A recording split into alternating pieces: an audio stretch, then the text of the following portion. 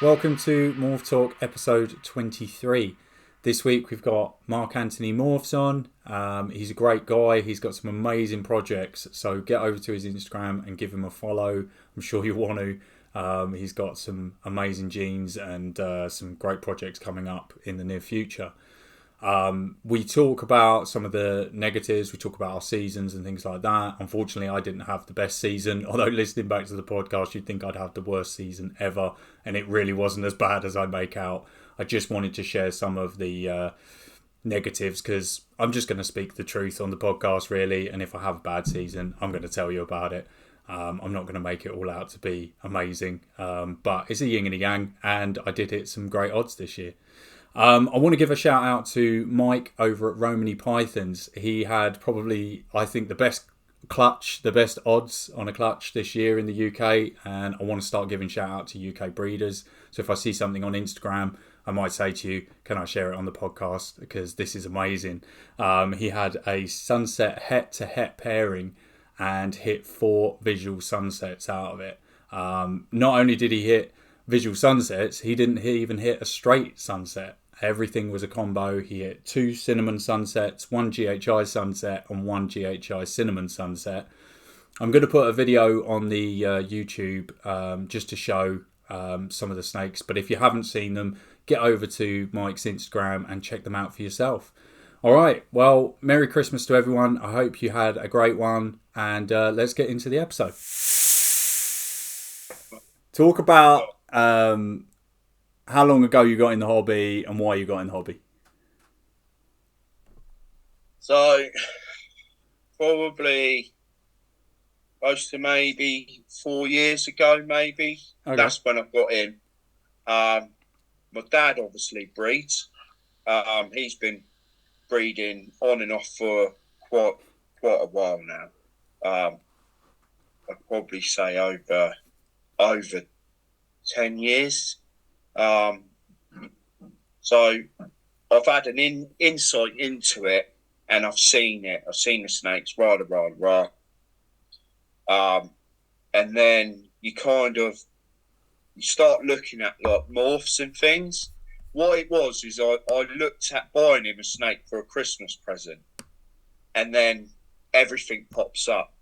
And he's into pied, so it's pied this, right? And I thought, these are really cool, actually. And then you get bit by the bug. It is as simple as that. And I'm quite lucky because the house that we're in a village here, and we've got a brick outhouse that comes off the back of our house. Mm-hmm. Now, I converted that room into a snake room before I even brought a snake. Right, so we built it, insulated it, thermal, own electrics out there, heating, fans, it's a completely separate part. So before I even brought a snake, I built a room for the snake. So like, I don't do things by half. Yeah. I jump straight in, like full bore, and So my dad's to blame, yeah. Well, probably a little bit about myself as well. I kept like corns and. When we were younger, and the missus would phone me up when I was at work. It's escaped. It's behind the sofa. Things like that, you know. Well, yeah. I was going to say I did it the opposite way, where I had I had them in the bedroom, and the wife was like, moaning, like getting up in the morning, like crashing into a rack of like steaks, and then kept like moaning at me, when are you going to build a room for these damn things? So yeah, I can't believe you actually did it the right way around. I wish I'd done it that way. I was like, yeah. Well, Gary, what you got to remember, there's only one snake that belongs in a bedroom. Yeah, mate, that's true. That's not ball pythons. No, that's true. So have you only got ball pythons? Yeah. You've never been tempted to? I'm very tempted. Oh, okay. But, I do like green trees. Oh, okay. I do. I'm a little bit scared of introducing them into like the home, really. So just with that Nido thing and. Oh, okay. I get you. I'm scared of bringing something into the collection. Yeah. Obviously, we can test now and things like that. Yeah. More likely than not, there probably will be another species lurking about. Yeah, I was going to say, I mean, the way I do it, and I say to everyone, is that basically you've got to remember, I mean, like, obviously all my green trees are like nido tested, so like I make sure they're clean before, but even now, I've had some of them for years, and things like that, but I treat them like almost like they're in quarantine the entire time, so I would never handle a green tree and then go and grab a ball python or vice versa. Cross contamination. Yeah. So because they are different species, you don't want to cross. It's like what I say. I try and do everything either on a separate day or a separate time of the day. So like for instance, if I go out in the morning and do the ball pythons, I'll come back in. I'll probably have a shower, change of clothes, all of that, and then maybe in the afternoon I'll go out and do something with the green trees. But I don't do them at the same time. It can get a bit awkward, like obviously if you've got green trees done like a poo, and the ball pythons are going to need spot cleaning as well, then obviously you need to do it at different times. But it's pretty easy to manage, and to be fair, nido is rarer than people think it is. Yeah, so this is what I've heard as well. Yeah, it is around, and it does, it is around, but it's not as common as can be made to believe, especially now, because a lot of the green tree guys, like, their collections are quite closed. So and a snake, obviously we know, like, they can't be born with it. So like as long as you're not using the same feeding tongs you do with your adults with your neos and vice versa and blah blah blah and all this kind of stuff, you can in theory, if you buy a young one, it shouldn't have nido. And I think we need to get a bit better with the testing in the UK. Like in America, they've got a good way of doing it where they will nido test any animal that you buy before they send it out. They will, and they give you a guarantee. So basically, they nido test it, and then when you get it, you nido test it. And if either of those samples are positive, you get a full refund. So it gives you a bit more of like a reassurance on buying an animal. So, but yeah, I mean, it's not. I've had this talk before with people. It's not as scary as what people think it is. We know a lot more about nido now than we did like 5-6 years ago. Definitely, and be contained and things like that. And especially with the babies, it's only you are going to give it to them if it's in your collection. 100%. So but when you're going to buy into these things, it's buying off of the right people, and there's I haven't really jumped into who actually keeps much. I know you keep a few. But I love the visual aspect of them. I love the way that you can set up enclosures. To be fair, Paul Milner, he's done a great little setup. So it's visual, and you see all that, and you're like, wow, And especially when they're coming out the eggs, like them dark reds or yellows, you're like, wow, look at them. I mean, I say, I love them. I think, the colour change aspect of them makes them really interesting. The cordial luring they do, the fact that they are display animals. I mean, I'll put like plastic plants in and things like that, and sometimes they will hide behind them, but most of the time they're quite happy to sit out right in the middle, on display all the time, and you walk in the room, they're there, and it's great. I do love them, and they're so different to the ball pythons that it does give you less is best as well.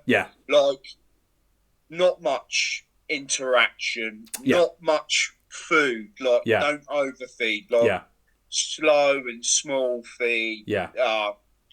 So I like that kind of aspect of it as well, because they are a completely different species. They act differently. They're on their own, aren't they? So it's something else to get into. Yeah, I think there's that whole thing of like, I remember I had this conversation with someone like a couple of years ago, and they kept green trees, and they were like, how often do you feed? And I was like, oh, I only feed every 3 or 4 weeks. And they were like, what? And I was like, yeah, only every like 3 or 4 weeks. And they were like, I feed every week. And I was like, well, Wow. I was like, I don't, but like I said, like, you know, it's the thing is it's one of those things, like they don't need that much food. It's why I actually, because I had green trees like before I was like like getting ball pythons to breed. I struggled with feeding ball pythons because I was so used to feeding so rarely. I struggled with the aspect of feeding every week. You know, I Oh was no, I've got to feed again. I've got to feed yeah, again. I've yeah. got to feed again. And feeding's my least favourite thing to do. Really, I know Yeah. people find that weird, but No, no, I I'm hate with it. you on that one. Yeah, It's like, oh, I've got to feed tonight. yeah.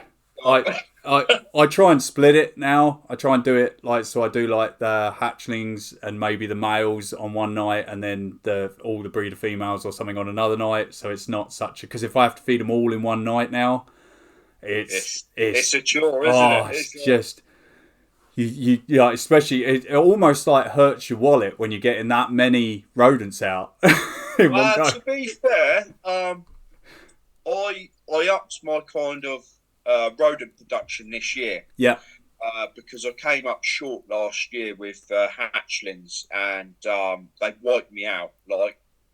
Because you're having litters of rodents, and like a clutch will take them, bang, done. yeah, So I was like, right, Mark, going into your next season, you have to up it. So I bought another a proper rodent rack, and I upped it. But what I didn't realise is how much like they were pumping, and where I kept my rotation of youngsters coming up through to breed, they just haven't stopped. And I got to a point of this year, and it was like I have to be feeding off these multis, and I've been feeding multis constantly to keep some numbers down.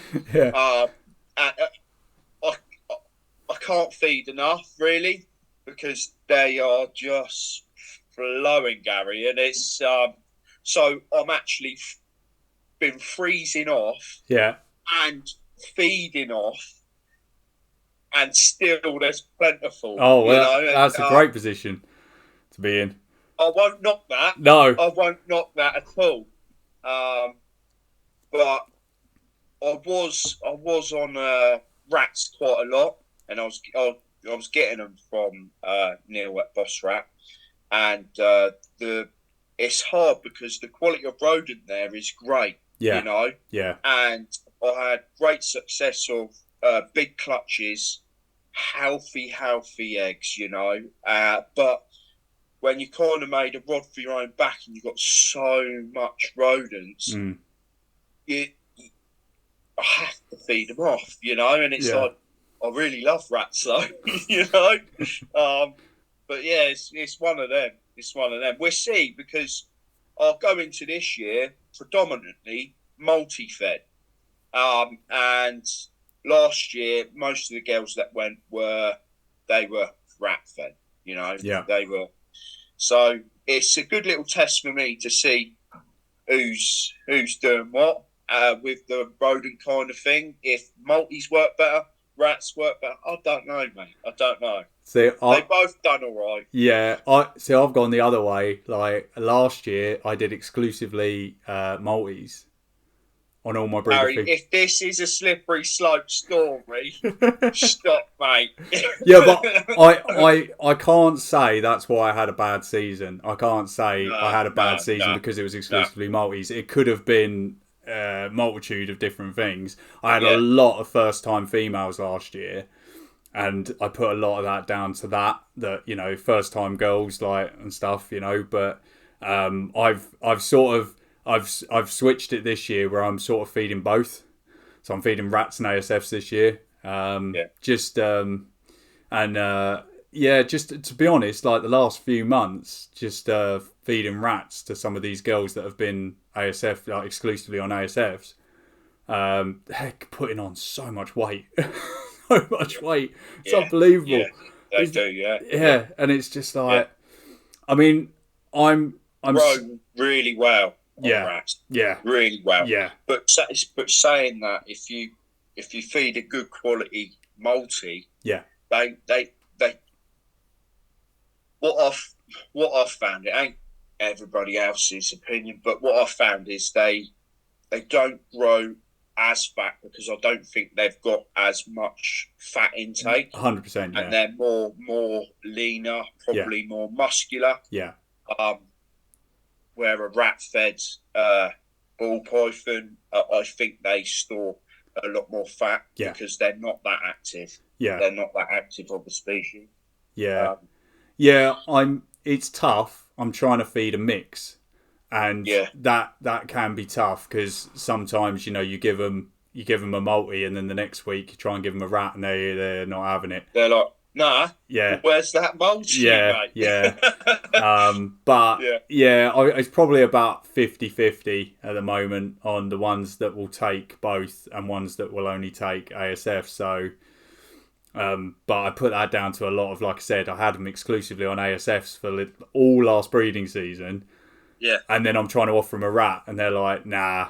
That's not an ASF, yeah, or you trick yeah, them once, yeah, yeah.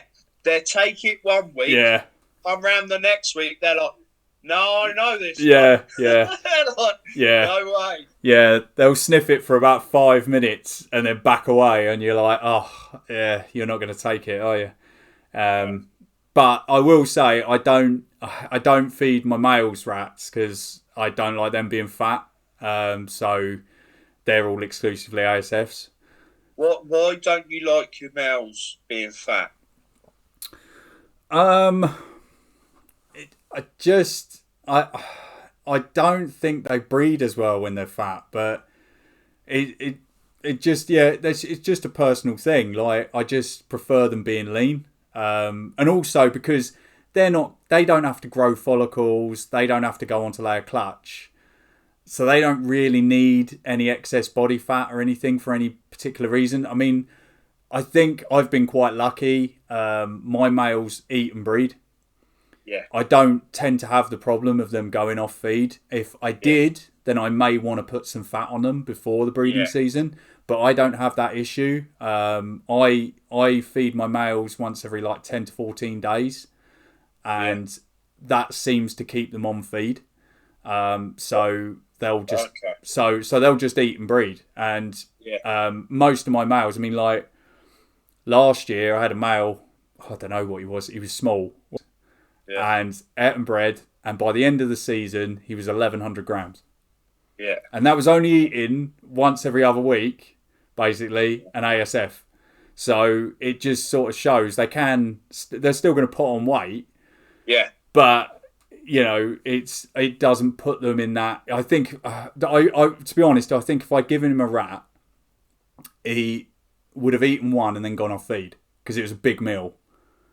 yeah. I think they know when they have a bit of a fat reserve. But you saying that, Gary, I try and condition my males coming into the season Yeah, because I did slip up and I've had a couple of males go off of food last season.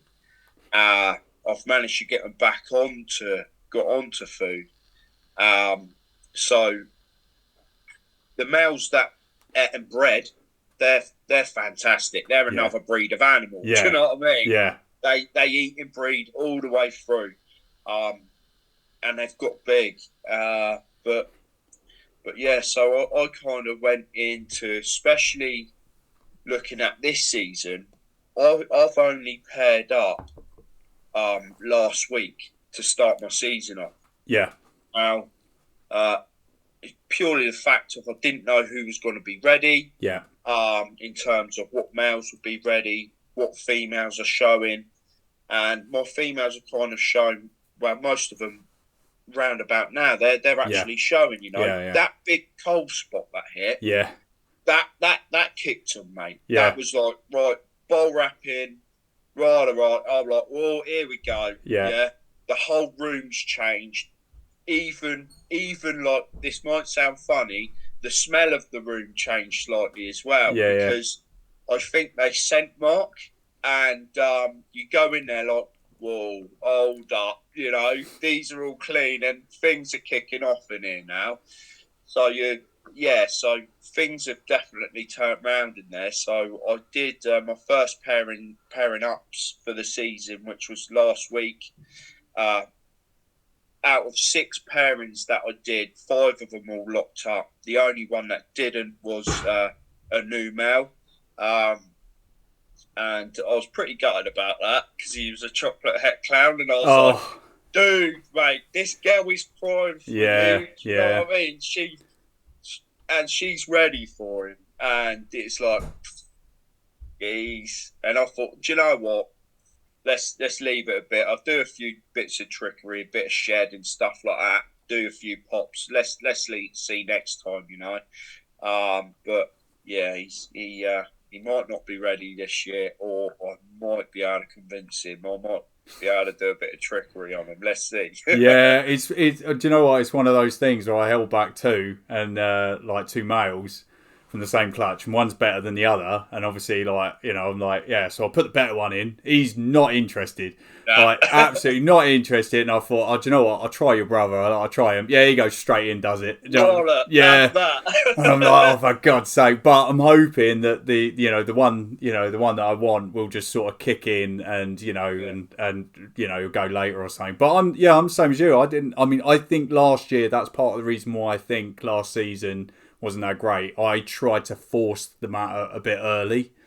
Yeah. I tried to pair up early and tried to use the male to kick the girls off, and it just it just turned. I started early as well, Gary. I did. I started early because I thought I was seeing these signs of the females wanting rah rah rah, and then when I'm introducing the males, I'm getting all them lots. Yeah. But when actually, when you step back and go, hold on, Mark, you bred for all them months, but all your eggs are coming the next year and later on. So why waste the male? 100%. For why chancing going off of food? 100%. If he's eating, put it into him. Yeah. Wait, and that's what I did. I thought, all I can do is condition them. Yeah. And so I conditioned them. They got multis on tap. Yeah. So that's pretty much where I'm at this year. So I see it's like a complete flip coin as well from last year. Yeah. I've done exactly the same. I waited for the cold snap. I waited for the girls to sort of tell me. And the same thing, I went in, and all of a sudden they're all at the front of the tub, all bowl wrapping and stuff. Yeah. And I was they're coming out, they're looking for something, mate. You're pulling the drawers, you're like, whoa, that's me hand. Oh no, it's not food aggression. This is, she's looking, mate. She's like, where is he? Yeah. Yeah.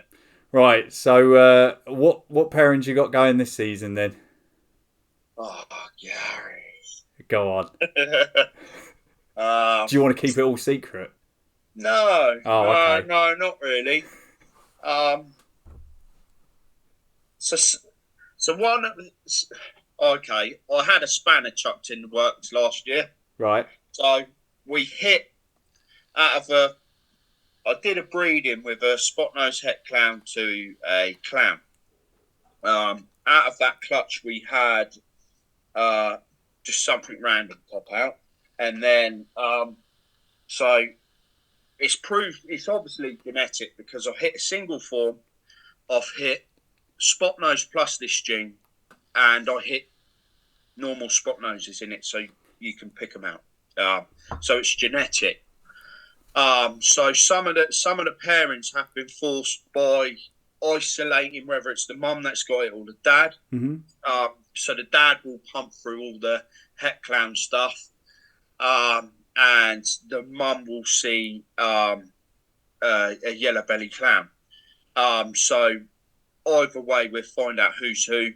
They're shelved up, ready to go back to whoever it is, or mum, dad, blah, blah, blah. So next season, we'll shoot for maybe a super version of that. So that's kind of forced my hand on some of it. I had quite a nice lock up on an animal the other day, and it was a Hurricane Spectre Enchi female to a yellow belly clown. Oh, nice. So, who wouldn't like to see Hurricane Super Stripe het clowns? Yeah, especially when I've got 4 Hurricane combos het clowns already on the show. Oh, wow, okay. And two of them's got yellow belly in it already. Jesus. Like, yeah, so that I was pretty excited for that one. I've got to be honest, I struggle with yellow belly and Hurricane because Hurricane's already got a bit of flame in.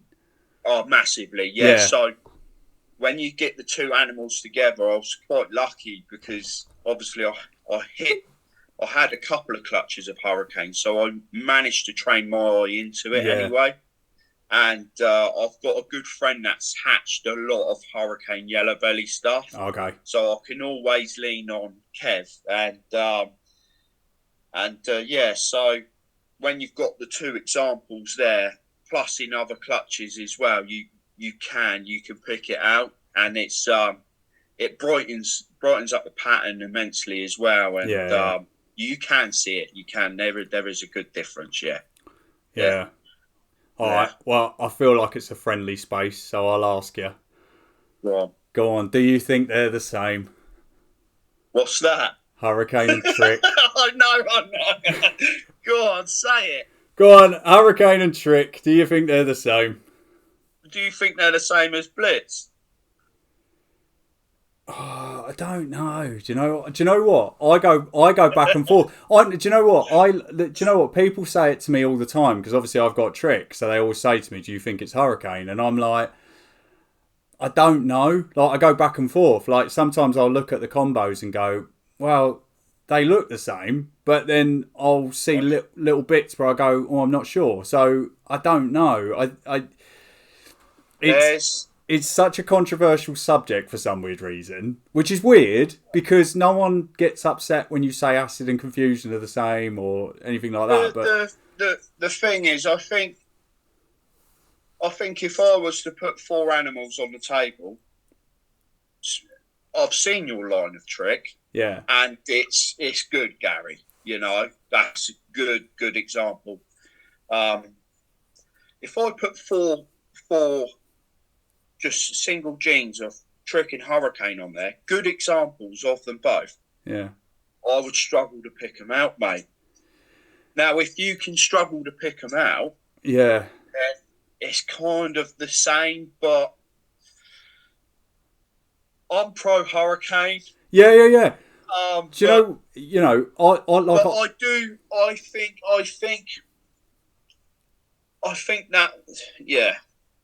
think they're quite possibly the same. But saying that, Gary, right?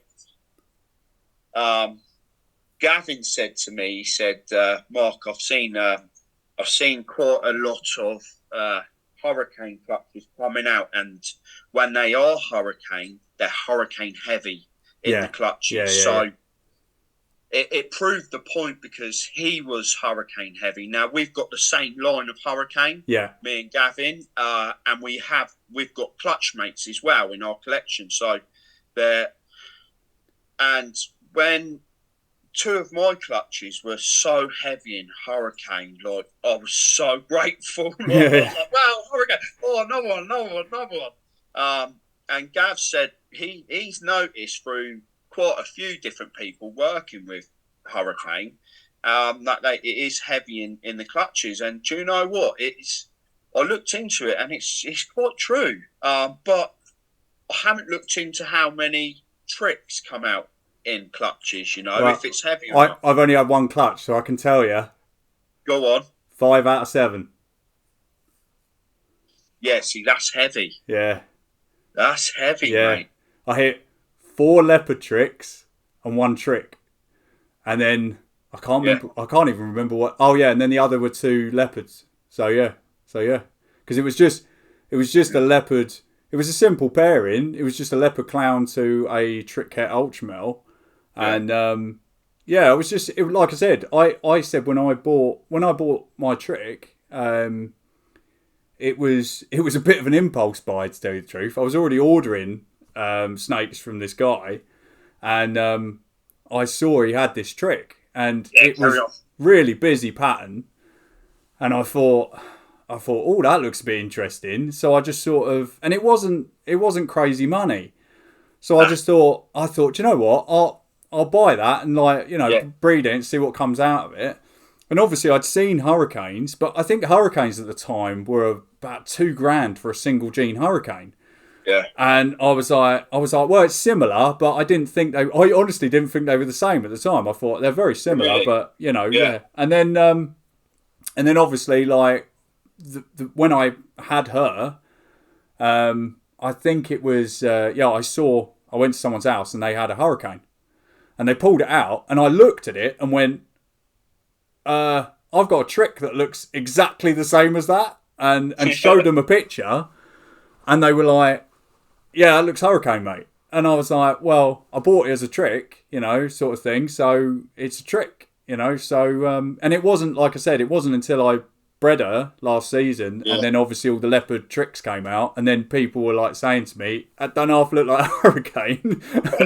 And I was just like, well, I was like, if it is, it's a bonus. I mean, I even thought about buying a hurricane just to put them side by side, but I was like, I've got so many tricks. I was like, do I really need a hurricane at the moment? And I was like, no. So I don't know. It is what it is. I mean, I like... You got a good line of it, you see. So, yeah. I would carry on with that good trick line. Yeah. Because it is good. You look, all morphs have good and bad expressions 100%, of it. Yeah. If you can keep the best expressions of it, and work with that, that's going to benefit everyone that does that, Yeah. Well, it's like I said, I held back, like there was 2 males. I held back the one that I wanted because it was the better one. It's so it's black is like jet black, and like it was just way more busy, and it's like gold. And so I was just like, I'm keeping that one for sure.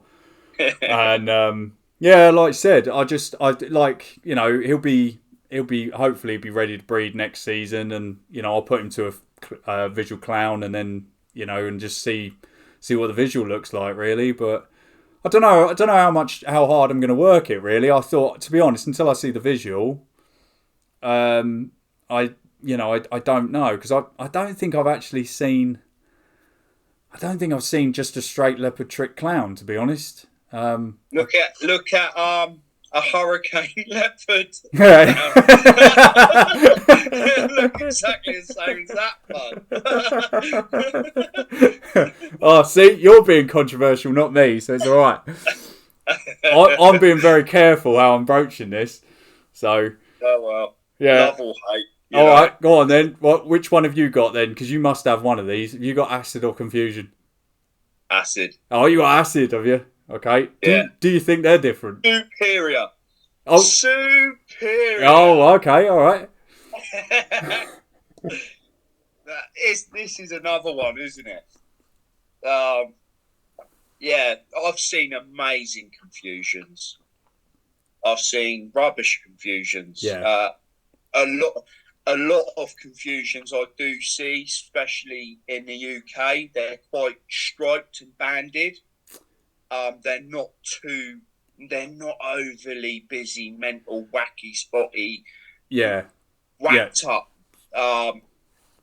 So they're a bit cleaner, I would say, where the line of so all lines of acid come from Josh, but the line of acid I know definitely came from Josh. So I brought it off of Kev.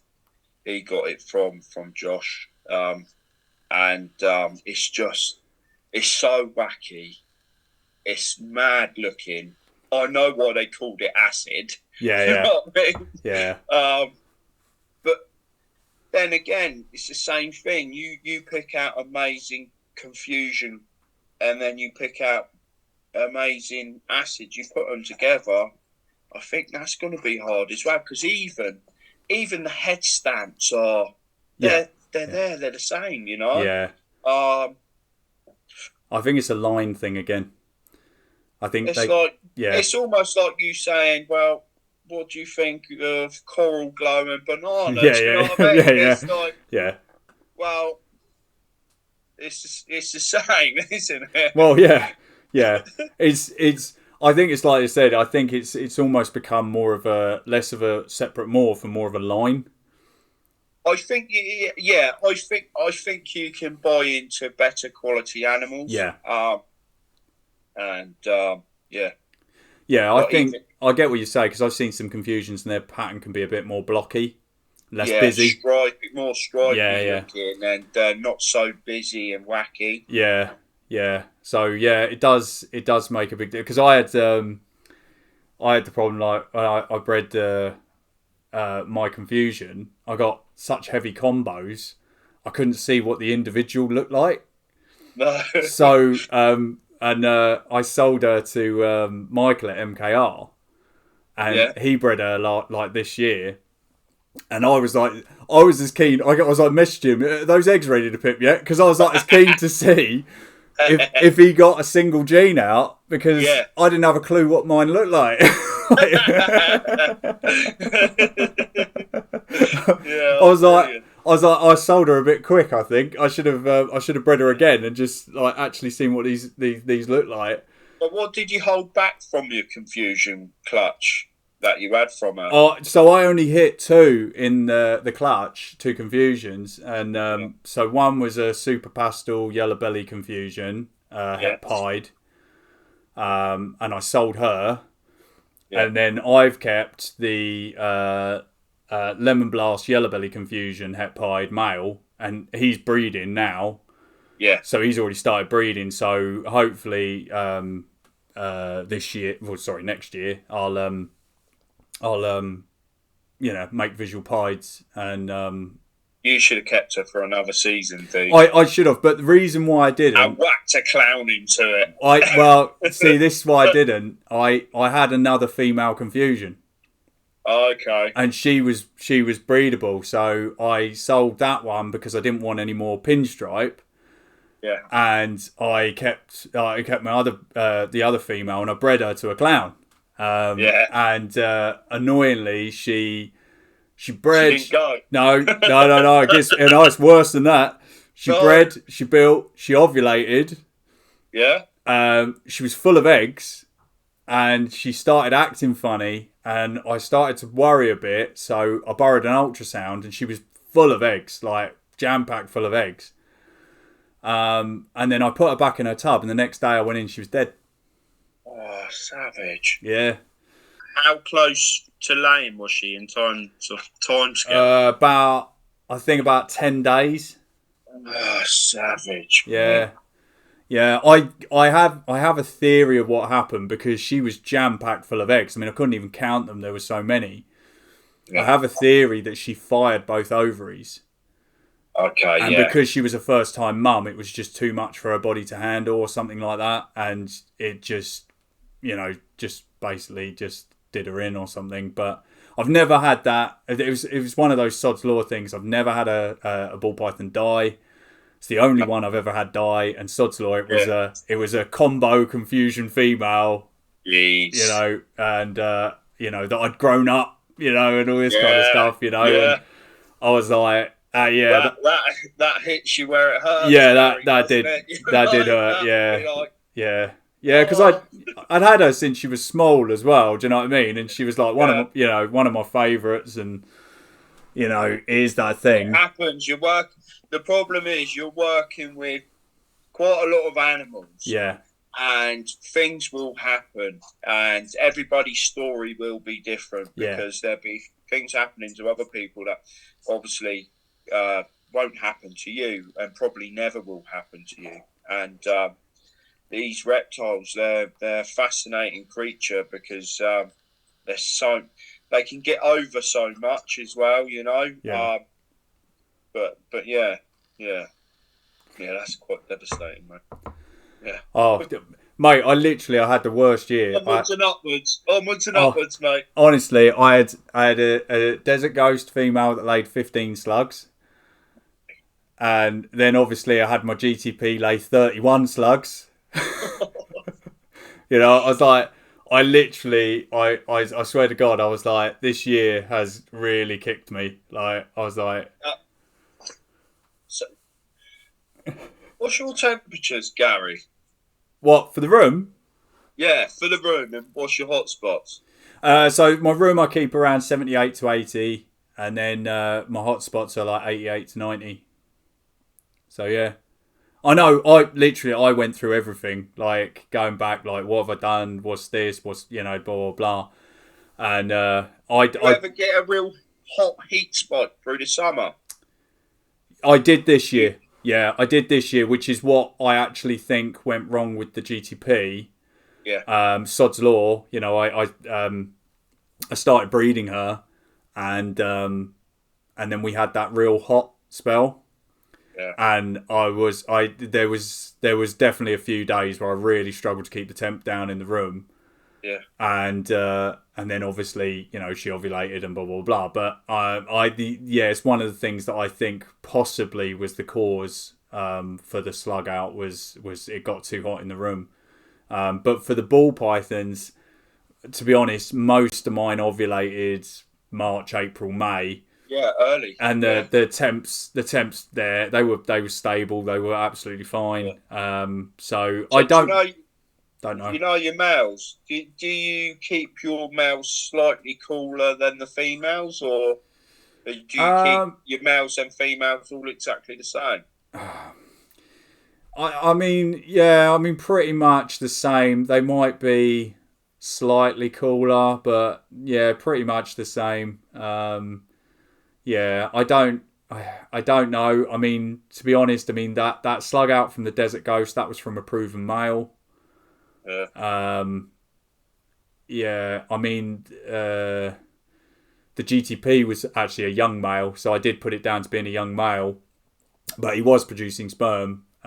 Just obviously you don't know. It could have been shooting blanks. I don't know. No,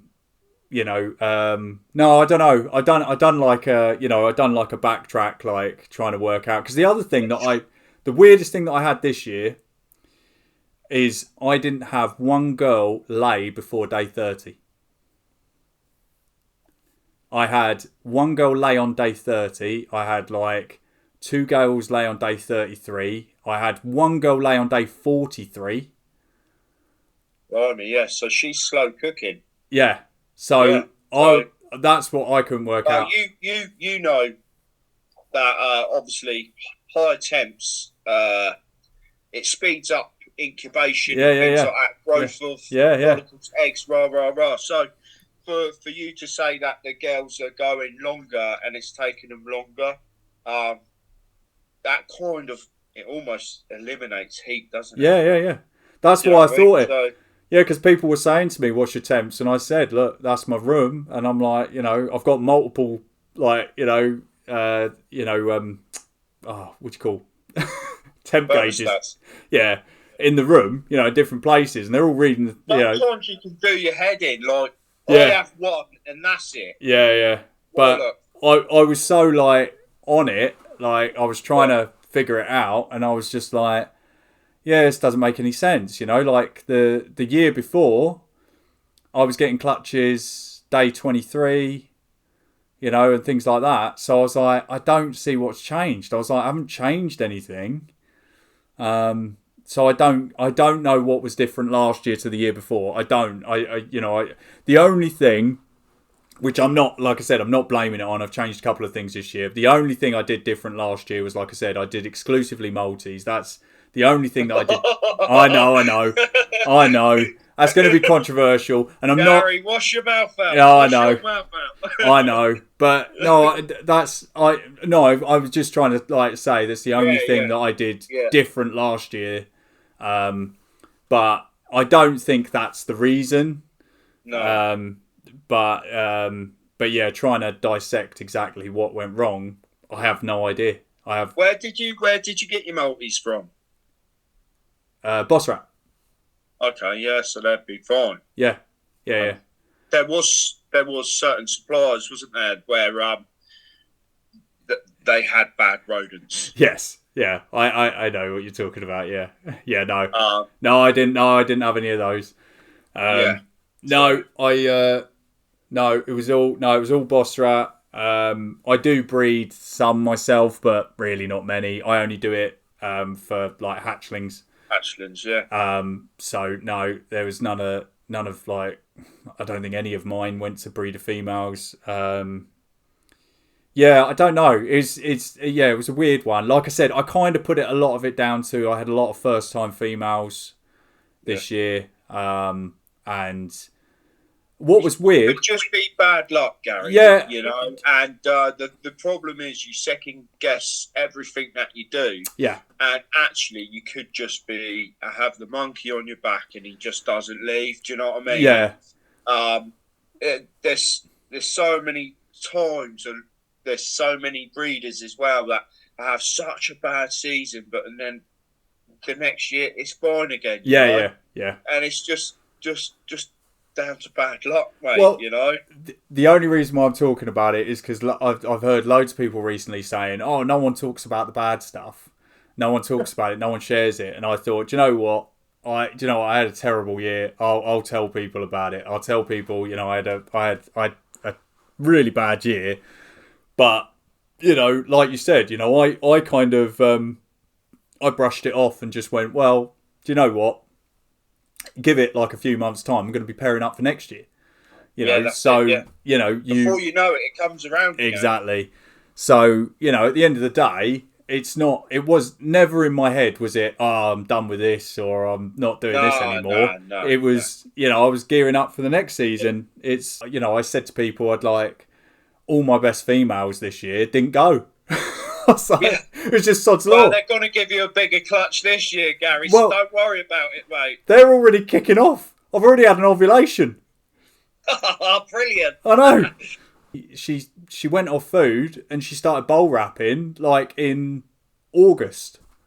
Yeah. And I was like, okay, I'll chuck a male in. Yeah, straight away started slamming food, and yeah, she's already ovulated. And I'm like, Jesus. And then 2 of the girls that didn't go this year, I've already had to pair them up because they started kicking off as well. So I was like, okay, you want to go now? So it is a yin and a yang, and it's and hopefully this year will be a much better year. So there is a pattern. Like sometimes, like when the females don't go one year, the next year, more often than not, they go. Yeah.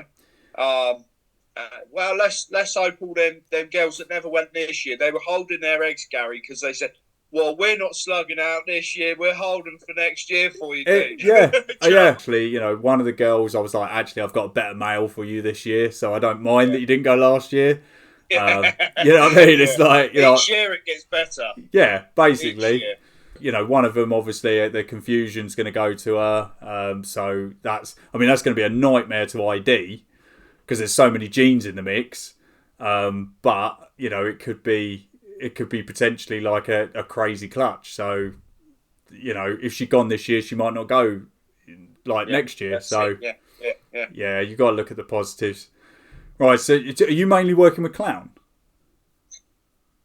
I would say the 2 recessives that I will work for now and for the future will be DG, clown.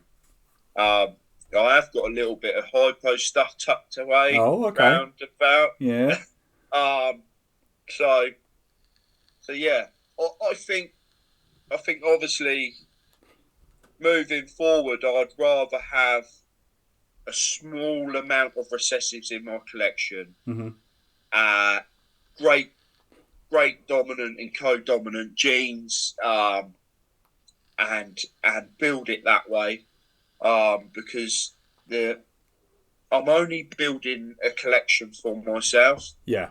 And I've only got so much room, and I'd rather be really investing time and money into building a more powerful, smaller recessive group collection than spreading it out over everything, mate. You know, doing bits of this and that.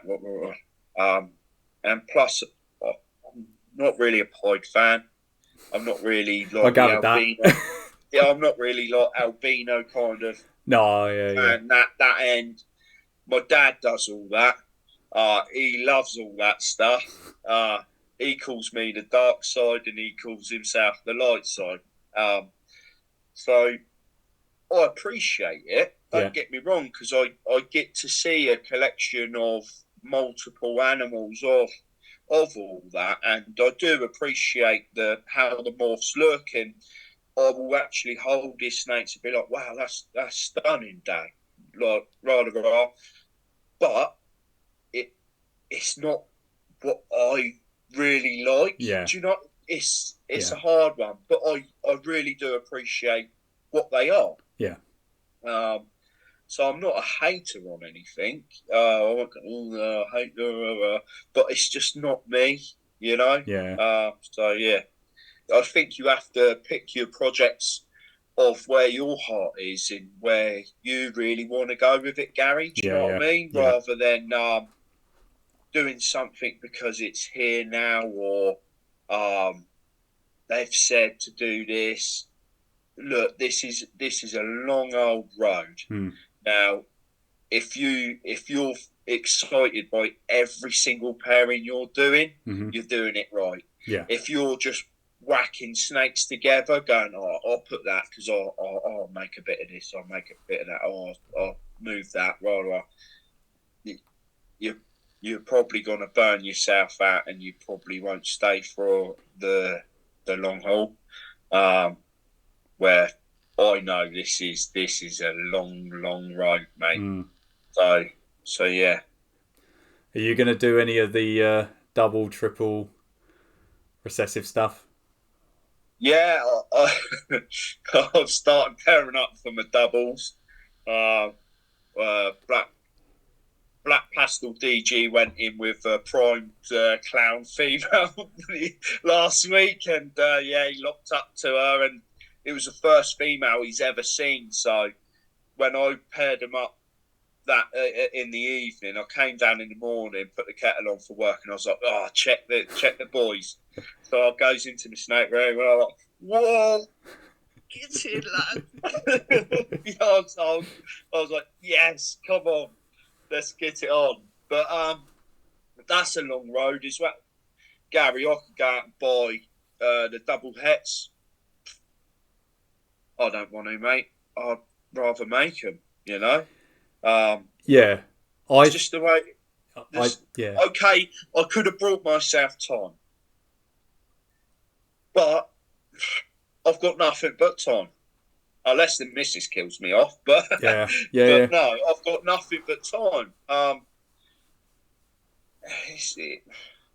So I'd rather make it.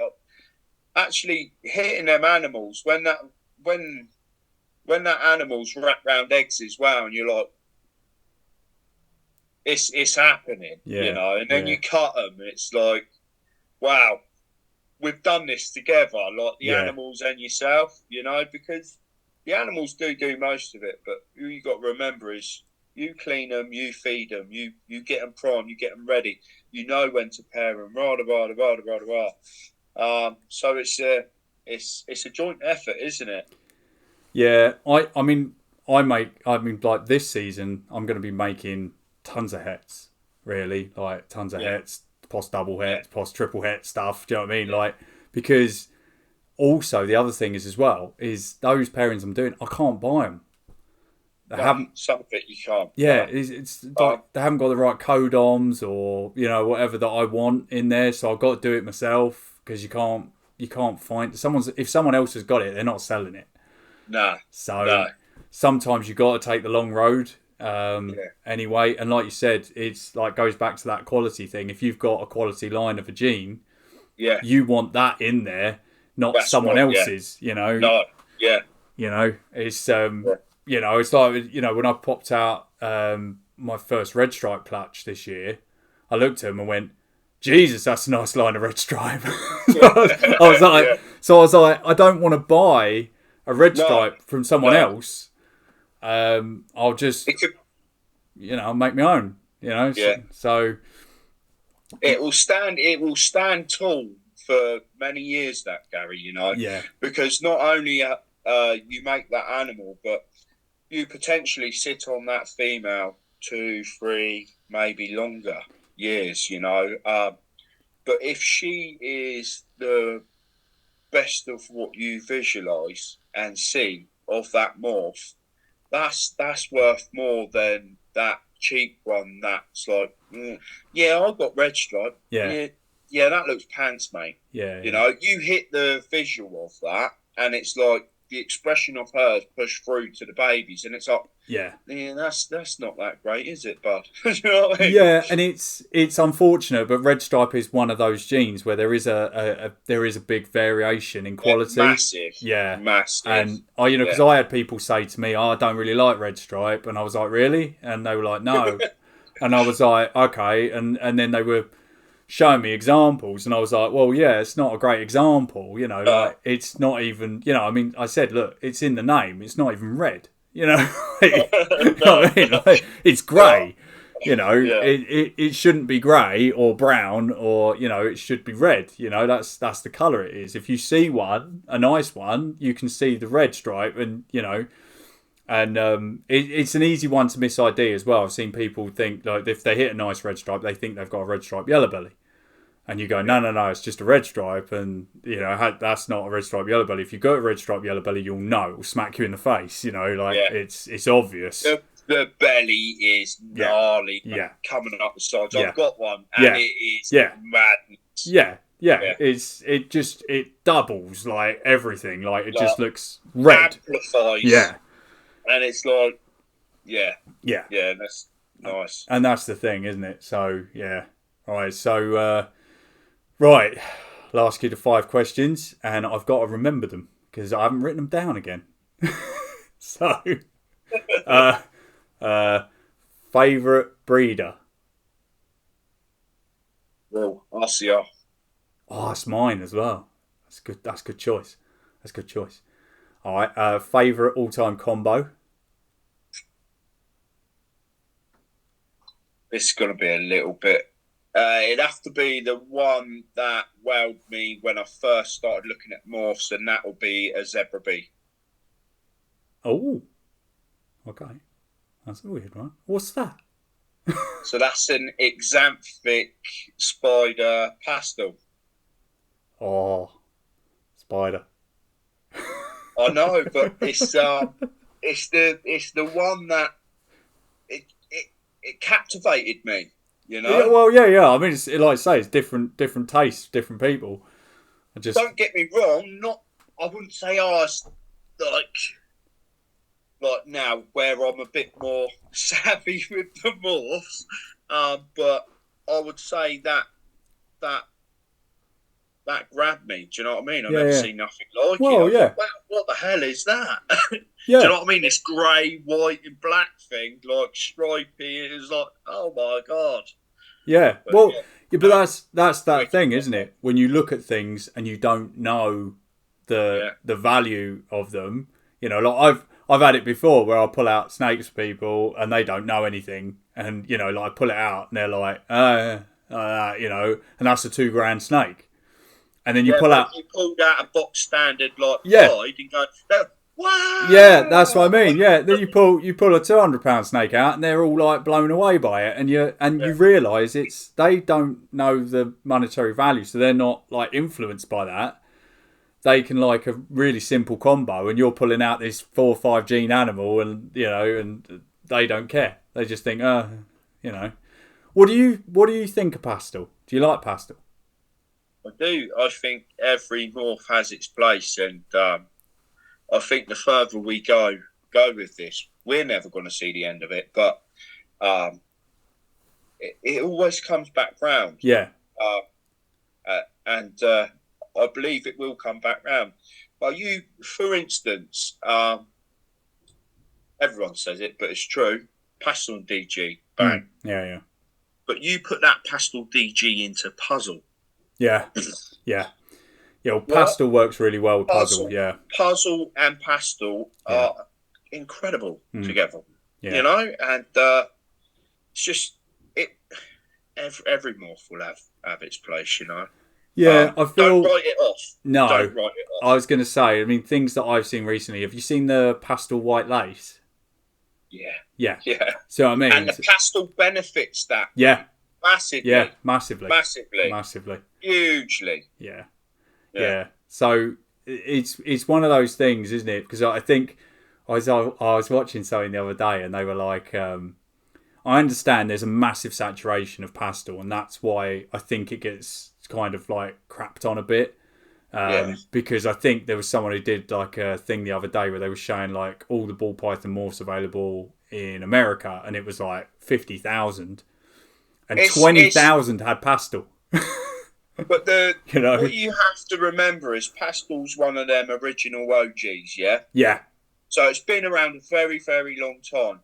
Now, once something's been around that long, it's spread. Yeah. Now, that's the reason it's so available and devalued and cheap, because of the availability of that morph. 100%. Because it is everywhere. Because it is one of the old ones. That's how the market is reflected on price of something, is its availability, you know. And you can pick them up anywhere because there's so many of them. Yeah. Now, if that pastel just come out now, it wouldn't be that cheap, would it? No. It'd be seen as a highlighting gene, and people would be like, look what it does in DG, look what it does in this, you know. And I think that's the thing. I understand it can get crapped on when it's like in, you know, certain combos, like a straight pastel clown. Let's face it does brown out. But why isn't fire treated that way? Because pastel actually has a super. That is not white. Yeah. When fire has a super that's white. Why? Because the bell complex as well, that gets devalued quite a bit because of the super, you know, and what it does do. But things are always overlooked, and then it takes someone like Justin with a marketing tool to go, look what I made, and they go, oh, yeah. I see. There's a lot of people that are scared of the bell genes, and you know, like obviously you've seen like the special clowns and everything that Justin's made, and then you know I've spoken to people this year and they've said they've got special het clowns and they're like can't shift them, you know, no one wants to buy them, and they're like it's crazy because if you look at the visual, it's insane, you know, it's like, you know, it's a crazy. It's having the right line of the special. Yes. If you've got a quality line, it will go. So if there's someone out there with a quality line, special het clown female there, hook me up because I'll take one. Yeah. I got a nice one, but it's not a het clown. You're all right, Gary. There's where I will buy time. I'll at least go for the het thing. Do you know what I mean? No, it's het pied. It's she's nice. Oh, you can keep that. Yeah, she throws out some amazing like specials, but yeah, she's het pied. She's one of those ones that will eat rats, so she's huge as well. So yeah. But right, what was it? Oh yeah. Oh well, I know where this one's going. So you got to pick one. So it's pied or clown. Clown. Yeah. Sunset or monsoon. Sunset. See, hardly anyone picks monsoon. I feel bad for monsoon. Recessive pinstripe. Yeah, see, a lot of people say that, but I don't know. I think you look. I think it's an amazing gene. You know, that monsoon and moray. It's still in its infancy. It's young. It's got a long way to go. It's so dominant though, isn't it? Like, yeah, I think it absolutely rips the hell out of anything you put it kind of to. Yeah, I think the fire moray clown that Ires made showed a bit of potential, because the did break up the pattern a bit and stuff. And I think that sort of showed what I think maybe the two things that are gonna bump it is DG, and Pied. If it throws out a crazy Pied, which it should. Be interested to see the Pied. Yeah. Really interested. Yeah.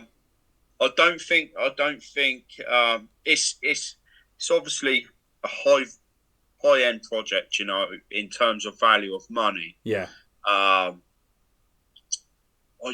really like that Sunset out of the two, just in pure fact of, like, you hit the single gene form. If you hit a quality form of it, there is like them golds, them oranges, that wacky pattern. It's actually got a very interesting pattern. When you see a good one, the actual pattern on it, it is wacky, and it is pretty cool.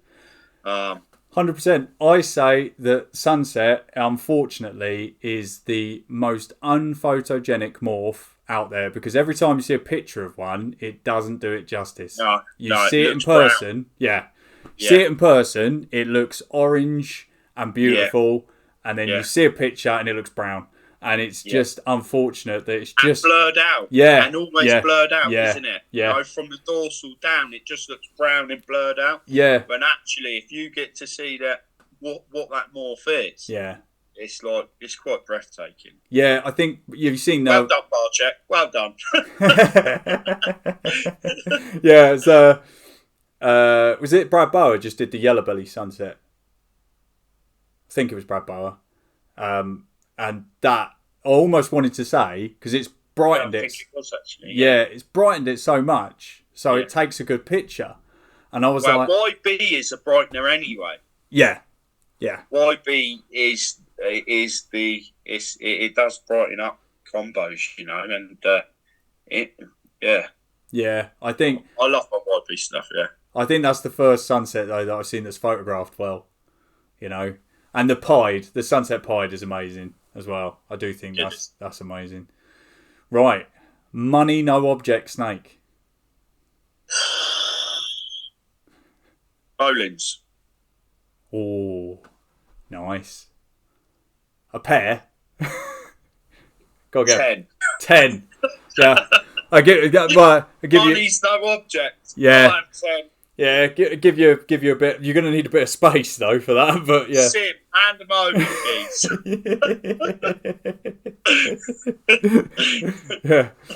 Yeah. Bit. Probably need a barn or something for 10, but yeah. I could sort that out. Yeah, I was going to say, yeah. All right, cool. I think that's it, bud. Well, it's nice talking to you, Gary. Cheers for coming on, buddy.